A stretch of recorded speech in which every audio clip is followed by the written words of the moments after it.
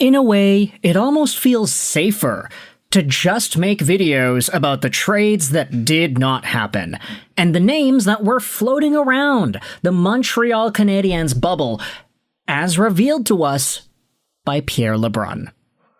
This is the calm before the storm, and by the time I wake up tomorrow morning, we'll have a number of topics that we'll need to dive into. It's inevitable. Stuff is going to happen, so for now, I just wanted to bring y'all some chill trade updates, some failed trade moves that did not end up going down. We're talking about Patrik Laine, Montreal Canadiens forward, and we're also talking about Bo Horvat out of the New York Islanders.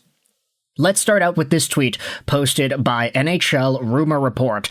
It cites some commentary from David Pagnotta of the Fourth Period, who spoke on the Hello Hockey show last week regarding Patrik Laine.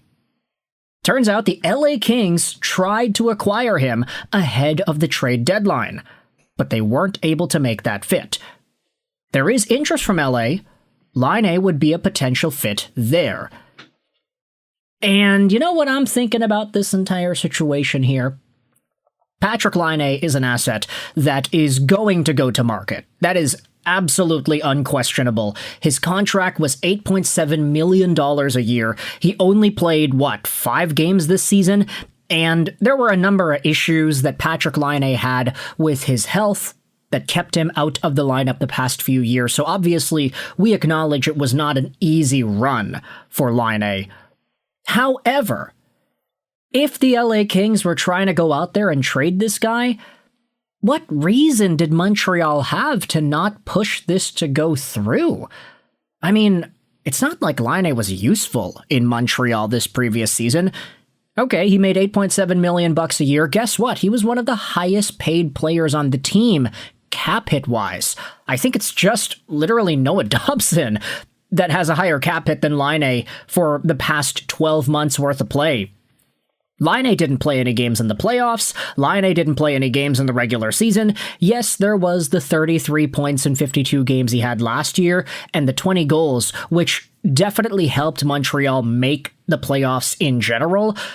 But once he got hurt against Washington and Ivan Demidov took his power play spot, it was kind of over for Laine at that stage.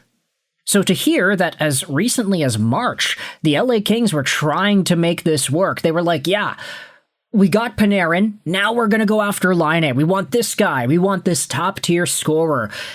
The fact that it didn't go through, it's kind of frustrating to me. It's like, did that not work because LA couldn't make it fit? Or because the Montreal Canadiens wanted a little bit too much?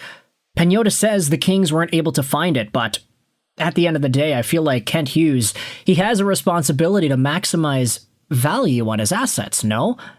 If Patrik Laine is getting talked about in trade reports, I would push extraordinarily hard to try to make it work, especially for Laine, a guy that wasn't played in Montreal.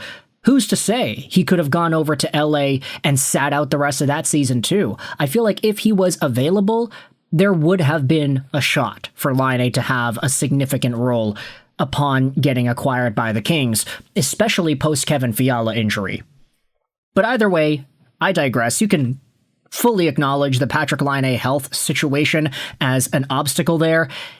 The thing is, though, seems like the LA Kings may be interested in bringing him in once more as a free agent with a much cheaper contract. LA Kings Crown says if he can play center, I'm all for it.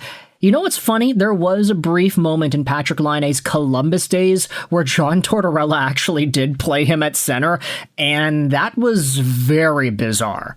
Very bizarre. And honestly, I don't even think it's worth talking about. It's just so out there in the open. Oh, screw off, Esper said. This cannot be LA's big move. Yippee, a third-line, injured half-the-season guy that only benefits the team on the power play. Another reply says, listen, I wish the guy the best and I am sincerely rooting for him, but I can't understand why any team would take a chance unless he plays for like $1 million.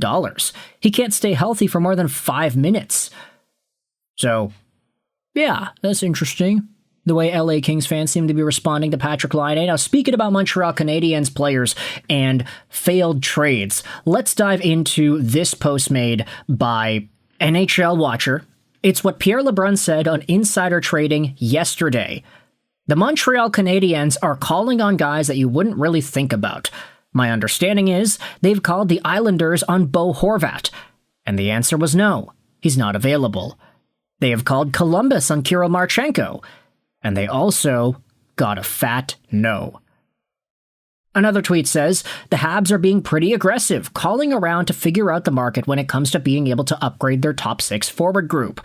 They're monitoring Vinny Trocheck for sure, and they want to see where that goes. To be honest, I feel like Vinny Trocheck is probably destined for Minnesota. That's just like, I don't know, the natural fit that seems to be there when thinking about where these guys could get traded to.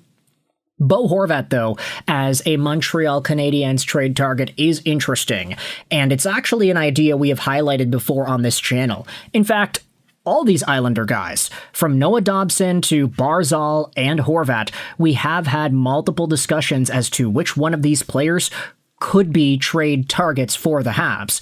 Bo and Barzal especially, since they can both play center, but also for Barzal because if you want another right wing who can really facilitate play and dominate when the puck is on his stick, Barzal can be your guy. 72 points, 81 games played this most recent season. Bo Horvat, on the other hand, the leading goal scorer in Long Island this previous year with 31 goals in 68 games. He had 57 points this year. That's not bad for a guy on a team that didn't make the playoffs.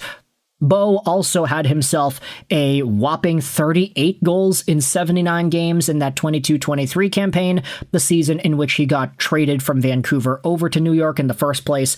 That was accompanied with 70 total points on the year. Bo Horvat is just such a dog. I love this guy. As the captain of my Vancouver Canucks for so long, the last real captain Vancouver had that was actually cultivated by leadership figures like the Sedins and others, Bo Horvat said all the right things and he did all the right things on the ice. It's just his Canucks teams, unfortunately, did not really accomplish much outside of one playoff run to Game 7 of the second round. Kind of similar to the other captain that just suited up in Vancouver. But either way, Bo Horvat at 31 years old is making $8.5 million a year till the end of 2031. You talk about Patrik Laine making 8.7. Bo Horvat is making $200,000 less per season, and he's a center. He plays a premium position. He's available. He's always in the lineup, and he scores goals as well. I mean, Patty Laine, you can't replace that 1T. But Bo Horvat's got that 1T in the bumper spot, and he also can snipe it when he's coming down on the wings. Bo is a really interesting player because he represents a mold that you don't normally see nowadays. It's very early 2010s-ish, where guys are just willing to come into the zone and snipe it from far out, battle their way to the front, be net front guys, and just bury the biscuit in the basket. Not every goal that Bo Horvat scores is pretty, but he has some pretty numbers. We'll just say that. I don't blame Kent Hughes for checking in on Bo Horvat, but at the end of the day, the fact that the Islanders straight up were like, nah, sorry, we're not trading him. This guy's off the books. It does make me a little disappointed, especially when you look at all the Barzal stuff that's going on too. It's like, why is Barzal so readily available, but Bo Horvat isn't? If Montreal was willing to pay the same price for Barzal and Bo, which I honestly don't think is unreasonable, I'd say the Islanders have a lot to gain from trading away a Bo Horvat who is 31 years old. He's older than Barzal, who is 29. If it really just comes down to the Islanders want to maximize trade value, then you just got to make it worth Montreal's time in a Bo Horvat trade, right? I don't know. You can let me know your thoughts in the comment section below. How do you feel about the failed Patrik Laine trade to LA? How do you feel about the failed Bo Horvat trade that the Montreal Canadiens were trying to stir up? Let me know your thoughts in the comment section below. The draft is today, so we will have so much more to dive into as the day goes on. I hope you enjoyed this video. Sign on, and bye.